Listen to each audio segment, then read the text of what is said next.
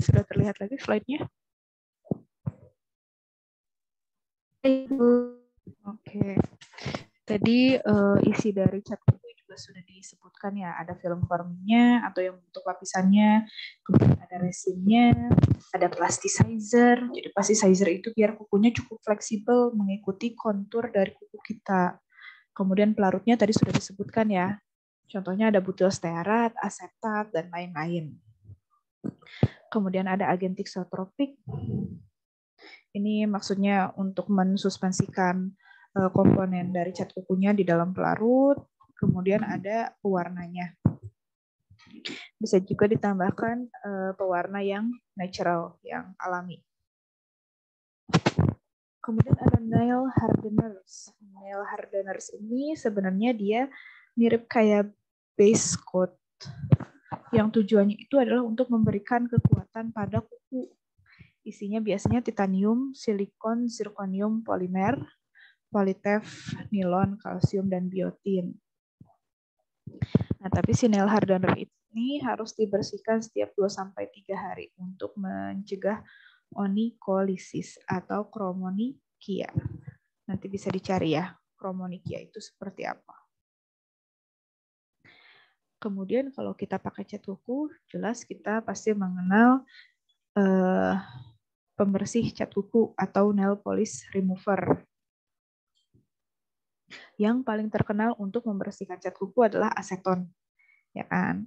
Nah, tapi aseton ini dia cukup keras sehingga sering menyebabkan iritasi. Makanya sekarang itu banyak yang pembersih cat kuku bebas aseton. Biasanya etil asetat, butyl asetat, ataupun etil laktat. Ini lebih mild, lebih tidak terlalu keras seperti aseton. Nah, kemudian ada juga yang nail polish remover pad. Jadi bentuknya kayak pad. Isinya gamma butyrolactone dan lain-lain. Dia lebih aman lagi dan lebih mudah untuk dibawa-bawa. Jadi bentuknya kayak seperti kapas, tapi kapasnya itu ada cairannya. Kalau kita bawa-bawa aseton kan susah ya, ribet bawa-bawa cairan, terus nanti harus dituang dulu di kapas, baru dibersihkan ke kuku. Kalau nail polish remover pad ini lebih praktis. Kemudian ada sculpture nails. Ini maksudnya adalah kuku tambahan. Kalau misalnya kuku kita buntet gitu ya, atau kuku kita pendek-pendek, terus pengen kelihatannya panjang, pengen kelihatannya bagus, itu bisa kita tambahkan kuku tambahan. Tapi kuku tambahannya bukan dari kuku asli ya, tapi kita buat. Buatnya itu bisa dari akrilik, bisa dari gel. Bahan akriliknya ada etil metakrilat yang dicampur dengan polimetakrilat. Kemudian ketika diaplikasikan di kuku, misalnya dipanjangin, nanti dia akan secara instan mengeras. Cara menghilangkannya cukup dengan aseton. Ada juga yang bahannya itu gel. Kalau gel ini dia agar bisa keras harus kita paparkan UV. Suka lihat kan ya kayak suatu kotak terus mengeluarkan cahaya gitu, kalau terus kukunya dimasukin, nah itu biasanya untuk mengeraskan si gel nails-nya. Tapi cara untuk menghilangkannya tuh nggak bisa pakai aseton, tapi harus di buffing, dicabut. Nah, ini bisa dilihat rangkumannya nail polish, komponennya ada macam-macam, nail polish remover juga ada macam-macam, dan lain-lain. Nah, kemudian ada oral care atau sediaan mulut. Sediaan mulut itu menurut Satuan Internasional dibagi menjadi 2, yang penggunaannya menggunakan sikat gigi dan tidak menggunakan sikat gigi. Yang menggunakan sikat gigi itu ada tooth powder, jadi bentuknya seperti serbuk yang diaplikasikan di gigi. Ini jarang sih kayaknya dipakai kalau di Indonesia.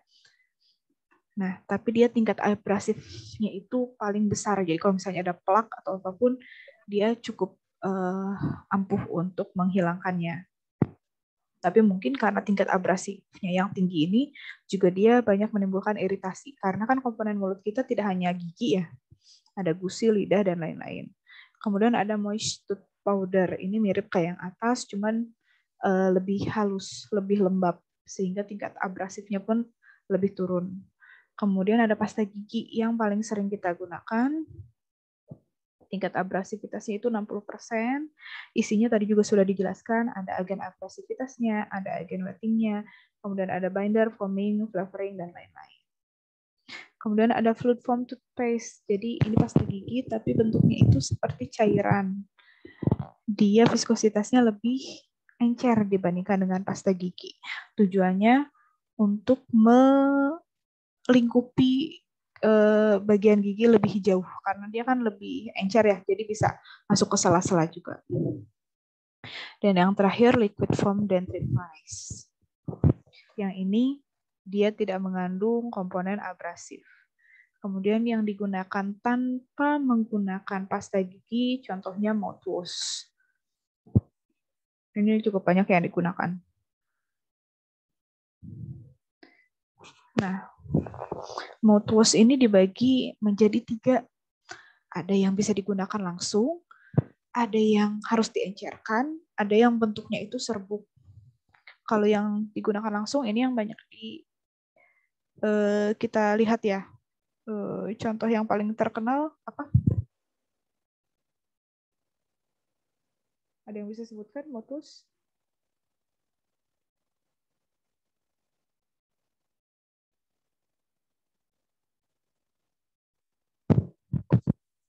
Listerine ya.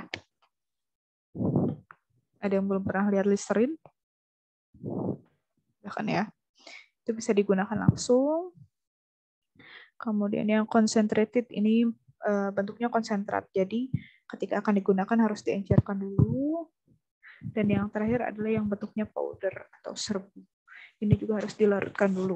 Sebenarnya agak ribet ya cara pakainya. Tapi kalau misalnya kita mau bepergian, naik pesawat, itu kan nggak boleh bawa larutan lebih dari 100 ml ya. Yang powder type ini bisa jadi pilihan.